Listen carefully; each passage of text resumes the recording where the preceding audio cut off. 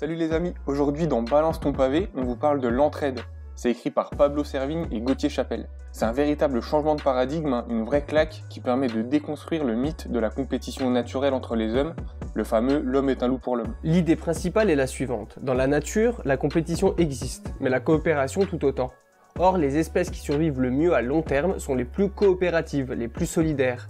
La compétition est donc court-termiste et peu rationnelle pour la survie. Alors en fait, le travail des auteurs ici, c'est une actualisation de l'entraide du prince anarchiste Kropotkin. Ici, les auteurs y croisent sociologie, économie, éthologie, psychologie, tout ça. Bref, c'est un ouvrage qui illustre bien la complexité et la multidisciplinarité de la question. Les auteurs tirent à boulet rouge sur l'organisation hiérarchique pyramidale de nos sociétés, qui ne correspond à aucun principe naturel, mais qu'on nous vend comme inévitable. Depuis le Léviathan de Hobbes notamment. Et en effet, pour Hobbes, à l'état de nature, les hommes sont en guerre permanente, c'est le chaos, c'est la guerre du tous contre tous. Il faut donc une autorité supérieure qui stoppe ce cycle de compétition, et c'est ainsi que les hommes transfèrent leur liberté individuelle de s'agresser dans leur sécurité collective. Voilà la base de la théorie absolutiste de Hobbes, qui structure toujours nos sociétés d'ailleurs.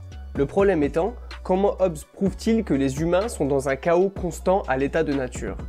Il ne le prouve pas, il le sort de son chapeau magique en fait. Il faut attendre Darwin pour qu'on comprenne que la coopération est tout autant, voire plus, un facteur de l'évolution que la compétition. Mais il faut replacer les écrits de Darwin dans son contexte, à savoir l'Angleterre libérale du 19e siècle. De ce contexte politique naît une lecture de Darwin biaisée par les savants de l'époque, qui sous-cotent la coopération et surcotent la compétition. Ils travestissent en fait Darwin à des fins politiques.